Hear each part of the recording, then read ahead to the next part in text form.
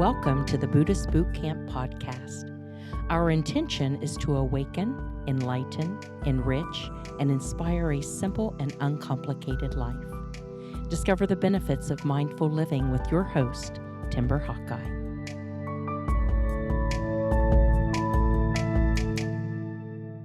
Have you ever listened to someone complaining and found yourself putting up an imaginary shield to avoid letting their negativity affect you? I vaguely recall learning about a conversation skill that involves listening without absorbing people's pessimistic cynicism. It is called Poise, which is a graceful way to keep the mind calm and even-tempered. If you ask me, Poise sounds like a superpower. So I questioned my teachers if it wouldn't be easier to simply cut complainers out of our lives. They reminded me that in Mahayana Buddhism, difficult people are not seen as obstacles on our path. They are considered divine opportunities to practice patience. So if we shift from thinking, this person is draining my energy, to affirming, this person is strengthening my practice, then a frustrating interaction becomes a meaningful spiritual exercise. To stop getting upset with people while listening to whatever they are grumbling about, we can listen to them while silently repeating in our heads, "May you be free of suffering. May you find peace. May you be free of suffering. May you find peace. May you be free of suffering. May you find peace."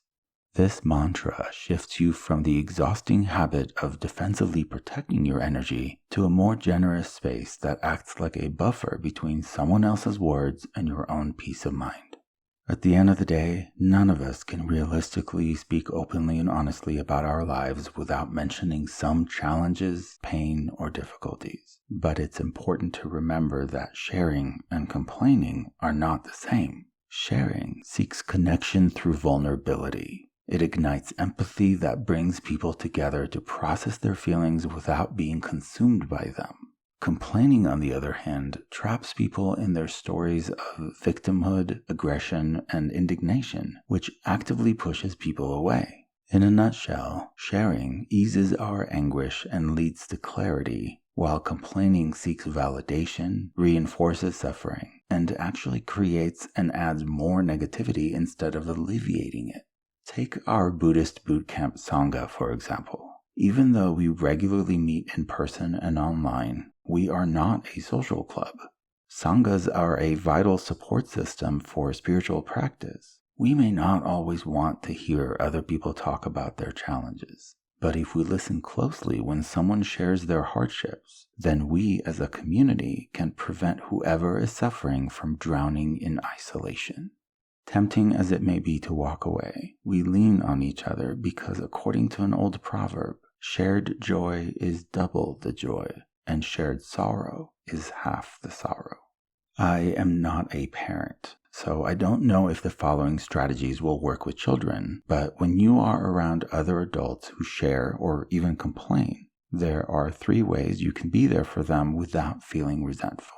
The first is to practice compassion with boundaries, which means offering only what you can genuinely spare, whether it's time, money, or energy. When someone calls you, it's perfectly okay to say, "I have 20 minutes. Go ahead." The second important thing to remember is the difference between supporting and enabling. Supporting someone means helping them walk their path, whereas enabling means trying to walk it for them, or worse yet, trying to carry them. Support means listening while the other person explores solutions, but enabling is thinking we can fix problems for others. Simply put, supporting empowers, while enabling robs people of opportunities for personal growth. The third skill involves learning to say no with kindness. You can say, "I care about you deeply, and the challenge you are currently facing sounds really heavy. Helping you hold it would require emotional capacity that I don't have right now." It is an honest and gentle way to say, "This problem deserves more skill, focus, or energy than I have to give." As the Zen saying goes, you cannot pour from an empty cup. When someone recently asked me how I was feeling, I didn't want to complain, so I just said I was in a really good place mentally and emotionally. I was well rested, and I was beyond grateful for how often life can feel like magic. They looked at me confused and asked, well, what about all the dental work that you still need done and the pain in your arm? So I replied, oh, my body is definitely falling apart, but I'm doing great. We laughed about the importance of referring to our bodies as separate from us and the ability to honestly share what's going on with us without complaining about it. Our own stability in the midst of chaos is the greatest gift we can offer others. So let's lead by example and continue sharing without complaining. That is what poise looks like. That is what balance feels like. And with enough practice, that is how we can all show up for one another. Next time someone gets on your nerves, smile and say thank you, because they are your greatest teacher if you remain teachable, maintain composure, and cultivate poise. As Ram Dass said, we are all just walking each other home. Namaste.